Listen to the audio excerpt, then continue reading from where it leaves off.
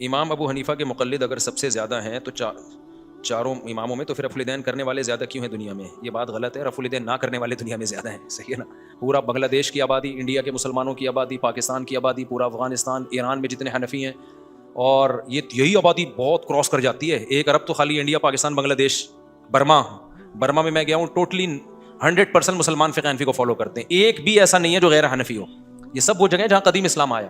اسی طرح میں بخارا گیا، سمرقند گیا، ازبکستان گیا، پھر ترکی ٹوٹلی حنفی ہے، اللہ یہ کہ بارڈر جو شام کا، پھر شام میں آدھے حنفی ہیں آدھے شافی ہیں، تو یہ پوری تعداد اگر ملا کے دیکھی جائے نا، کیونکہ ہماری ٹریولنگ جو ہوتی ہے زیادہ تر سعودی عرب ہوتی ہے عام لوگوں کی، تو ان کو ایسا لگتا ہے کہ رفع الیدین کرنے والے زیادہ ہیں۔ یہ پھر بھی میں بتا دوں یہ کوئی اتنا بڑا ایشو ہے نہیں، اگر رفع الیدین کرنے والے زیادہ بھی ہوں تو کوئی اتنا بڑا ایشو ہے نہیں، یہ تو لوگوں نے اس کو ایشو بنا لیا، ہماری صحت پہ کوئی فرق نہیں پڑتا، دونوں رائے ہیں، صحابہ تابعین سے دونوں چیزیں ثابت ہیں، لیکن یہ چھوٹی چھوٹی چیزوں میں لوگ علماء کو الجھاتے ہیں، اور لوگ بھی نہیں، یہ مذہبی اسکالر جو منجن بیچ رہے ہیں نا، یہ لوگ الجھاتے ہیں ان چیزوں میں۔ ویسے جنرل نالج کے لیے بتا رہا ہوں میں آپ کو کہ یہ بات غلط ہے۔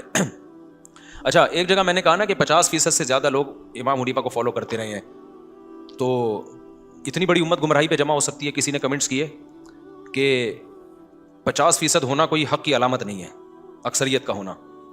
دیکھو 50% لوگ ابو حنیفہ کو فالو کرتے رہے ہیں، 30% امام شافعی کو فالو کر رہے ہیں، آپ تو ان کو بھی غلط کہتے ہو، کیونکہ آپ کو ابو حنیفہ سے چڑ نہیں ہے، آپ کو تو اس سے چڑ ہے کسی مجتہد کو فالو کیوں کر رہے ہیں، اصل تو چڑ آپ کو اس سے ہے، ابو حنیفہ کو تو آپ بھی مانتے ہو ہم بھی مانتے ہیں، چڑ یہ ہے آپ کو کہ ایک فقہ کو فالو کیوں کر رہے ہیں۔ تو اب 50% ابو حنیفہ کو، 30% امام شافعی کو، اور 17% امام مالک کو، اور 2% امام احمد بن حنبل کو، 1% باقی رہ گئے ہیں جو ڈائریکٹ قرآن و سنت سے کہہ رہے ہیں ہمیں جو سمجھ میں آئے گا، جبکہ ان کا کوئی ایک نہیں ہے، یعنی ان کی پھر آگے بہت سارے اختلاف ہیں ان کے آپس میں، جبکہ ان چاروں میں بنیادی چیزیں تو سب کی سیم ہی ہیں۔ آگے نمازوں میں رفع الیدین کرنا ہے نہیں کرنا، زور سے آمین آہستہ آمین، ان چیزوں میں اختلاف ہے۔ تو اب میں کہتا ہوں کہ 99% سے زیادہ امت اس وقت بھی ان چاروں مذاہب میں سے کسی ایک کو فالو کر رہی ہے، وہ غلط ہے، اور 1% جو ہے وہ کیا ہے؟ صحیح ہے۔ یہ کیسے ممکن ہے؟ جبکہ یہ 1% بھی اب ہیں، اگر آپ صدیاں اٹھا کے دیکھو گے نا، یعنی آج سے 100 سال پہلے جاؤ گے اور پھر آپ پیچھے جاؤ گے، تو جب سے یہ چاروں فقہ مدون ہوئے ہیں تو 99.99999% لوگ چاروں اماموں کو فالو کرتے آ رہے ہیں، 0.00001% ہوں گے جو کسی کو فالو نہیں کرتے، بلکہ ایسا بھی زمانہ آیا ہوگا کہ آیا ہے یقیناً کہ 0.01% بھی نہیں رہے، ایسا بھی زمانہ آیا ہے۔ تو اب مجھے بتاؤ کہ اگر ہم یہ کہتے ہیں کہ یہ گمراہ ہیں 99.9% یہ گمراہ تھے، اور وہ 0.01% کیا ہے؟ ہدایت یافتہ ہیں، تو یہ کوئی عقل کی بات ہوگی؟ یہاں یہ کہنا کہ اکثریت کو معیار نہیں بنایا جا سکتا، یہ بات غلط ہے۔ اس امت میں جو اہل سنت والجماعت ہیں، جو قرآن و حدیث کو حجت مانتے ہیں، ان میں اکثریت کی رائے کا اعتبار ہے۔ یہ جو قرآن میں آتے ہیں نا تم اکثریت کو فالو کرو گے تو گمراہ ہو جاؤ گے، یہاں اکثریت سے غیر مسلموں کو ملا کے جو اکثریت بنتی ہے، اکثریت سے اہل اسلام کی اکثریت مراد نہیں ہے۔ اہل اسلام کی جہاں اکثریت کی بات آئے گی وہاں تو فالو کرنے کا حکم دیا ہے۔ سواد اعظم کو حدیث میں آتا ہے جو عامۃ المسلمین سے الگ ہوگا نا، قیامت میں ہم بھی اس کو الگ کر کے جہنم میں ڈالیں گے۔ جو عام ٹریک اہل سنت والجماعت کا چلتا آ رہا، کیونکہ جنتی فرقہ اہل سنت والجماعت ہے، جنتی فرقہ جو ہے وہ اہل سنت والجماعت ہے، ما انا علیہ واصحابی، اور یہ چاروں اماموں اہل سنت والجماعت کے امام ہیں۔